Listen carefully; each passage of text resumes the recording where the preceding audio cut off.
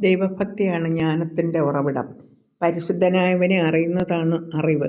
ഞാൻ നിമിത്തം നിന്റെ ദിനങ്ങൾ പെരുകുകയും നിന്റെ ആയുസ്സിനോട് കൂടുതൽ വത്സരങ്ങൾ ചേരുകയും ചെയ്യും. നീ വിവേകിയെങ്കിൽ പ്രയോജനം നിനക്ക് തന്നെ. നീ പരിഹസിച്ചാൽ അത് നീ തന്നെ ഏൽക്കേണ്ടി വരും. സുഭാഷിതങ്ങൾ 9:10. എളിമയെന്ന പരമപുണ്യം തരണമിന്നമ്മേ നിന്റെ ചെറിയ മക്കൾക്ക്, നിന്റെ ചെറിയ മക്കൾക്ക്, നിന്റെ ചെറിയ മക്കൾക്ക്. ദൈവദൂതനോടു നദ അടിമയെന്നിതം ചൊന്ന ദൈവജനനിയെ, ചൊന്ന ദൈവജനനിയെ, ചൊന്ന ദൈവജനനിയെ.